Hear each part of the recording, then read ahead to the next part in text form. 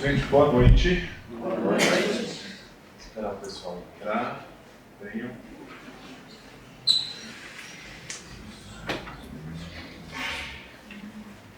A palestra de hoje tem um tema bastante especial, que é o Natal, devido aí à proximidade da comemoração que nós fazemos do Natal.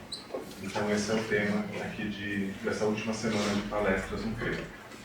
E é curioso porque nós geralmente associamos muito o Natal a algo talvez mais comercial, a uma festa, uma reunião de família, do que efetivamente nos lembrarmos do aniversariante, que é Jesus. Então, quando nós começamos a refletir um pouco mais sobre o que é o significado da vinda de Jesus para cá, da chegada desse Espírito, que é o Espírito mais sublime, o Espírito mais puro que passou por aqui, nós começamos a nos questionar se isso não tem uma simbologia por trás. Em outras palavras, se na vinda dele, na maneira como ele chegou aqui, não existem uma série de ensinamentos. Quando nós olhamos aqui o que Jesus nos deixou de ensinamentos, de parábolas, de exemplos, toda vez que nos debruçamos sobre algum exemplo da vida de Jesus, nós vemos ali uma quantidade de mensagens que nos são trazidas e que nos colocam ali a par de um novo mundo, um novo horizonte que se abre para todos nós. E não é diferente o Evangelho do que aconteceu na noite em que Jesus nasceu. Então, quando nós começamos a ver o Evangelho, nós vemos ali uma série de personagens. Nós vemos, por exemplo,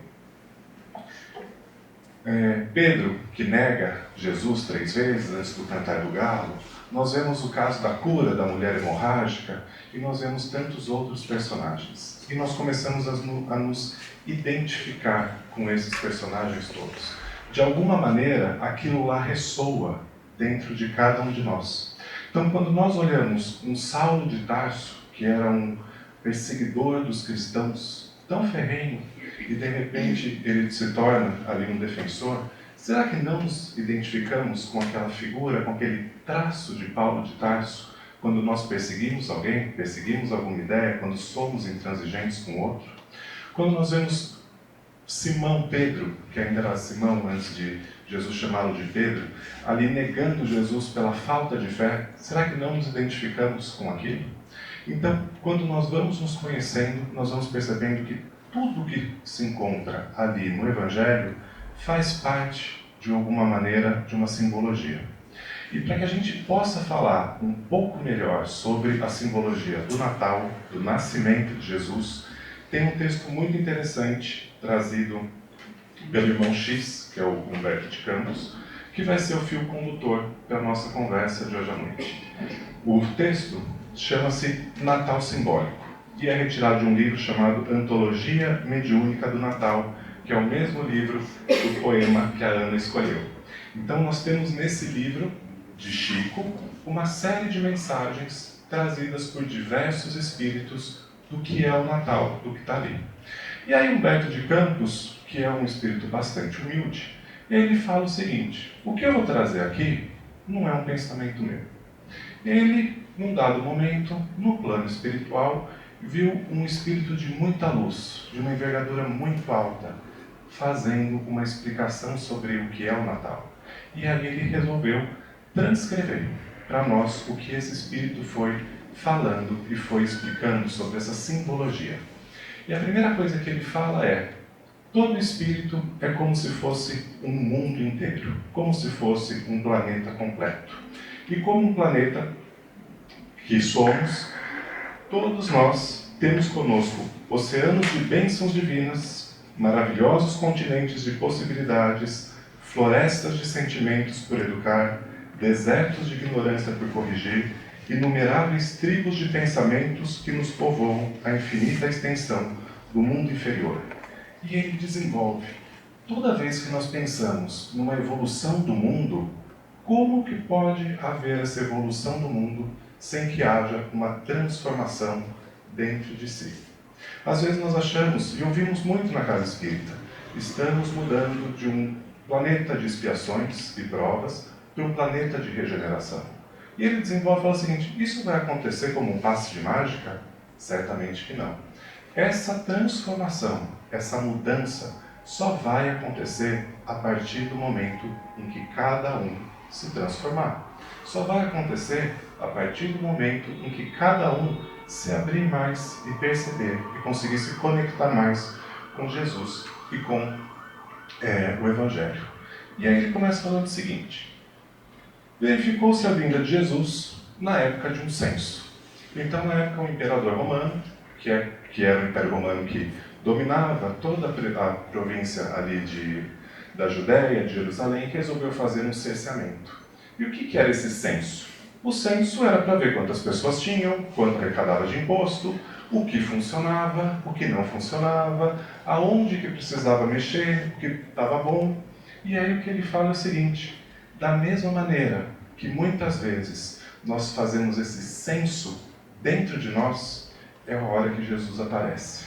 Então, naquela hora em que a gente para na vida e fala: o que eu estou fazendo? Aonde eu estou acertando? Aonde eu estou errando? O que eu faço de certo? O que eu faço que eu tenho que mudar? O que me traz coisas boas? O que me traz lucros? Não lucros materiais, mas um bom relacionamento saudável com alguém. Aquilo me traz uma paz, um trabalho material que eu me sinta feliz. Aquilo me traz um conforto. O que eu faço de certo? O que eu faço de errado? Então é exatamente nesse momento de censo, nesse momento de avaliação interna, que é o momento em que Jesus chega. É nesse momento em que nós damos, de alguma forma, um pouco de abertura para que Jesus, ou o seu Evangelho, comece a florescer dentro de nós. E aí o que ele fala? Durante esse censo, José e Maria tiveram que voltar para a cidade natal deles. Então eles estavam em Jerusalém e estavam a caminho de Nazaré, que era a terra deles. E ela foi dar a luz no meio do caminho. Achou uma estrebaria? Achou algum lugar para poder se hospedar de forma confortável? Não. O que eles encontraram? Uma estrebaria no fundo de uma casa. Então ele fala, da mesma forma que muitos de nós, ele coloca aqui, não abre espaço para que Jesus apareça. Não abre espaço para que o Evangelho comece a fazer parte da nossa vida. Da mesma forma que ali, numa metáfora, não havia um espaço adequado para que Jesus viesse, e ele veio na estrebaria, da mesma forma somos nós, que não damos essa abertura para que Jesus entre e comece a fazer parte da nossa vida. E aí ele fala, a única estalagem que teve para que Jesus nascesse, para que aquele bebê fosse acomodado, era uma manjedoura. Manjedoura é aquele coxo aonde se coloca comida para os animais. E é ali que Jesus é acomodado. Então ali tem a primeira lição, certamente, da humildade, em que o mundo que Jesus veio apresentar, o que ele trouxe para nós, não tem nada a ver com o material, e sim com o espiritual, e ao mesmo tempo é dali que nós devemos nos alimentar. É dos ensinamentos trazidos por Jesus que a gente deve se alimentar. Jesus chega a dizer que ele é o pão da vida. E ali tem essa simbologia toda. Aí continua. A estrela prodigiosa rompe as trevas em um grande silêncio. E aí ele fala que quando nós nos encontramos em algum lugar escuro, sem uma saída, sem ver uma luz no fim do túnel, quando aquela luz aparece, aquilo parece que clareia. Aquilo se torna um grande caminho a ser seguido.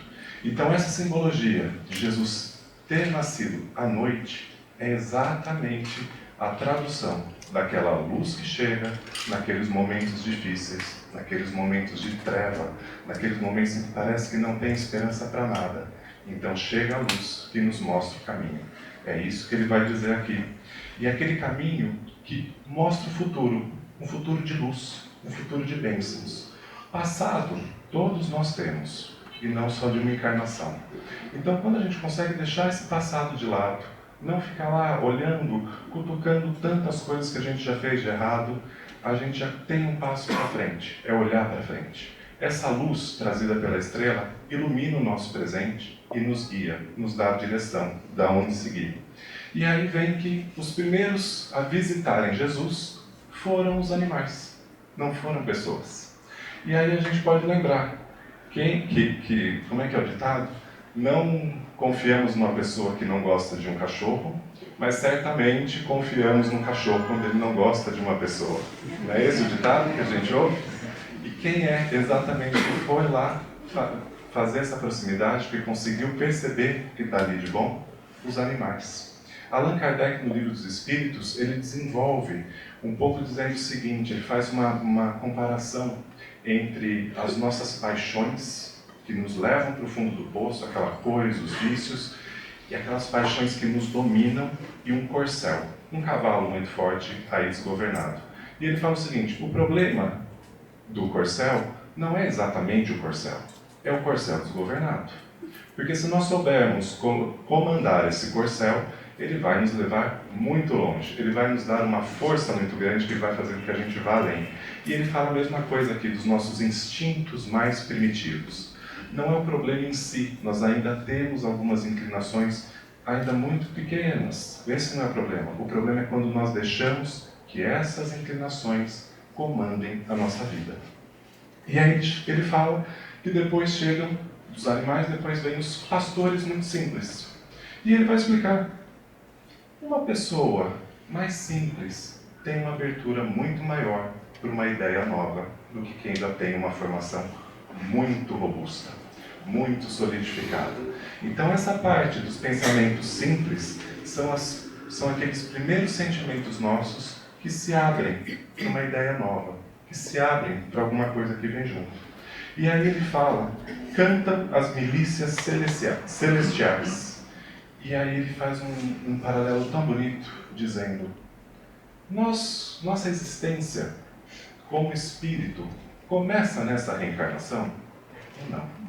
Nós só estamos aqui reencarnando e já reencarnamos muitas vezes e provavelmente reencarnaremos mais. Peço desculpas e licença para aqueles que já são espíritos muito evoluídos, que não precisarão voltar, mas via de regra estaremos aqui sempre reencarnando, muitas vezes. Nessas reencarnações nós temos conquistado muitos amigos que guiam, que olham, que estão ali nos acompanhando. Essa felicidade dos cânticos celestiais são exatamente esses espíritos que nos acompanham, que conseguem ver que em algum momento a gente andou, em algum momento a gente caminhou. Então essa simbologia de que tiveram ali as canções celestiais representa os nossos anjos da guarda dessa reencarnação e de outras, e de tantos outros espíritos que já foram mais para frente e que ficam felizes. Ele compara isso à felicidade de um pai, quando vê que o filho acerta. A felicidade de um pai que vê que o filho amadurece, e amadurece bem, amadurece com bons valores, amadurece andando para frente. E aí ele fala o seguinte, os pastores vão divulgar essa notícia maravilhosa.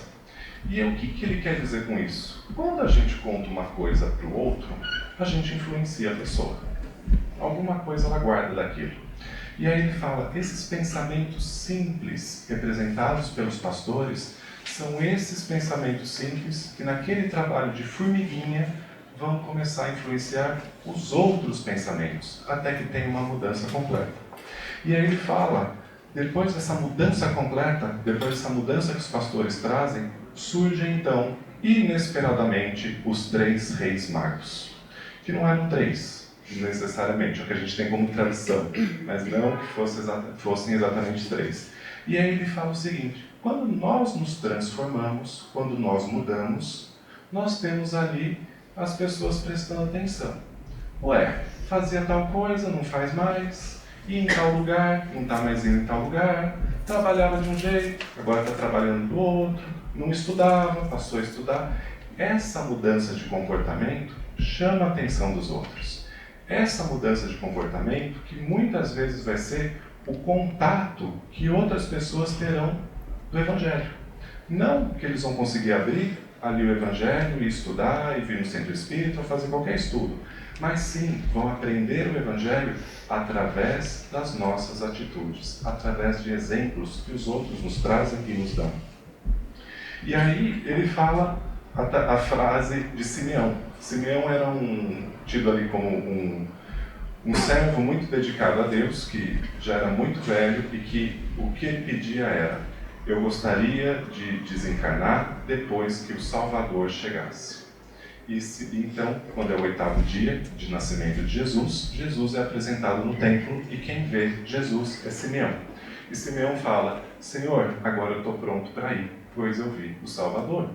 E o que Simeão também fala? Simeão fala: esse menino surgiu para a queda de uns e elevação de outros. E o que é a simbologia disso? Quando nós entramos com um novo tipo de pensamento, a gente vai questionar outros que a gente tinha. Quem nunca mudou de ideia? Quem nunca achou que uma coisa era certa e depois de um tempo percebe que aquilo lá não faz tão bem assim? Quem nunca começou a mudar de companhias, de trabalho, de relacionamentos? Todos nós mudamos, todos nós nos transformamos. Então, quando nós entramos em contato com o Evangelho, com o que Jesus nos deixou, começa dentro de cada um de nós essa revisão de quais sentimentos, quais atitudes vão prevalecer e quais sentimentos e quais atitudes nós vamos modificar. E aí ele dá um exemplo de Herodes. Herodes, que era o governador na época da Judéia, que mandou matar todos os meninos com medo do rei dos judeus que nasceu, que era Jesus. Então a estratégia de Herodes primeiro foi mandar os reis magos ali como espiões, para que depois pudessem reportar. Os reis magos veem Jesus, mas não reportam para Herodes. Eles sabiam que Herodes ia acabar matando a criança. O que Herodes faz então? Manda matar todas as crianças daquela faixa etária. Manda matar a todos. E aí ele fala o seguinte: quantos de nós não estamos ali com uma vaidade muito grande, estamos com um orgulho muito grande, que qualquer coisa que desponte, que possa tirar o nosso brilho, a gente quer destruir a qualquer custo. Então Herodes, segundo a explicação que ele dá, simboliza exatamente esse orgulho que a gente tem muito grande, essa vaidade que a gente tem muito grande, que a gente não quer ser ameaçado por nada nem por ninguém. E aí ele vai dizer: Jesus cresce, e cresce aonde? Em Nazaré, junto da família. Como mostrando, nós temos sim deveres com a nossa família. Nós não podemos ser maravilhosos fora de casa, mas não dar assistência para pai, para mãe, para irmão, para filho, para qualquer um. Então mostra a importância da família ali quando Jesus cresce junto deles em Nazaré. E Jesus, mesmo encarnado, mesmo sendo um espírito puro, ele teve uma profissão, que ele foi carpinteiro. Nós sabemos disso. Então ele fala o seguinte: o trabalho é essencial. O trabalho, por mais evoluído que nos julguemos, por mais evoluído que possamos ser, faz parte. O esforço próprio para a mudança, para evoluir, para aprender qualquer tipo de novo ofício, novo conhecimento, faz parte do nosso esforço. E aí ele vai para o exemplo em que Jesus, quando criança, aos 8 anos, vai até o templo de Jerusalém e debate com os senhores da lei, ali os antigos sacerdotes. E ele fala o seguinte: uma ideia nova vai encontrar resistência das ideias antigas. Quando chega alguma coisa nova que já é diferente do que eu ouvi, aquilo que a gente já aprendeu, o que a gente faz? Opa, não é assim não, já aprendi diferente, você está falando uma outra coisa. Então o que ele mostra ali? Essa é a simbologia de que quando se chega com uma ideia nova, alguma coisa nova, aquilo lá vai encontrar resistência dentro de nós e dentro dos pensamentos que nós temos ali mais antigos. E lembrando que muitas vezes nós já temos ali um pensamento muito cristalizado há muitas e muitas reencarnações. E aí ele fala que depois de explicar tudo isso, o benfeitor fez uma pausa muito longa, respirou profundamente e disse: aqui termino minhas humildes lembranças sobre o Natal. Eu fiquei curioso para ver o que mais ele falaria sobre os ensinamentos do Natal. Espero que vocês também tenham ficado, porque eu achei o texto muito significativo. Então, o que esse texto vai trazer? Que a gente pode passar 1, 2, 3, 50, 60, 70 natais, mas se nós não nos transformarmos, nós não abrimos espaço para nos conectarmos cada vez mais com Jesus, os anos simplesmente passarão e nós seremos sempre os mesmos. A necessidade vem de transformação, de mudança.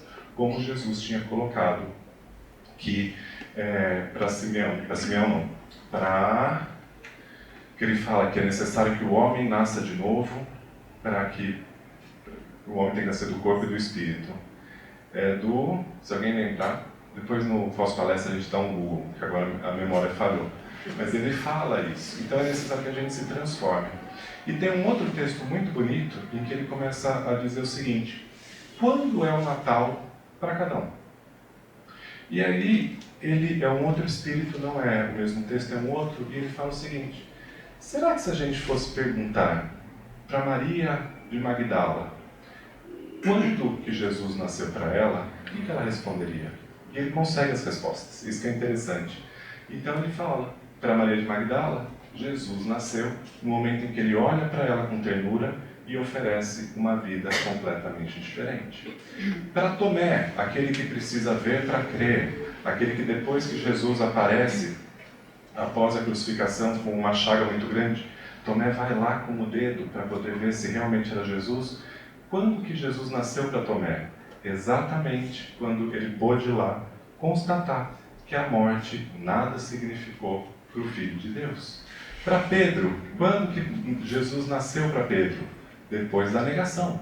Pedro nega Jesus 3 vezes assim que ele é preso. Quando que ele percebe isso? Quando ele consegue ver que o trabalho que Jesus estava trazendo era muito maior do que aquele que ele estava lá simplesmente ouvindo aqueles recados. E assim, tantas outras personalidades que vai trazendo de uma forma muito bonita. Então acho que fica para nós a reflexão de que se nós já demos abertura ou não para que Jesus nasça nos nossos corações.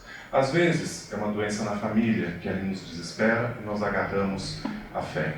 Às vezes é uma dificuldade financeira. Às vezes é aquela coisa que a gente percebe que a vida está muito dura, muito difícil, e nós agarramos aquilo. O convite para esta noite é exatamente isso, que neste Natal possamos fazer como o Chico nos ensinava, que seja uma maneira de afirmarmos o nosso compromisso de sermos mais cristãos no ano seguinte. Muita paz a todos.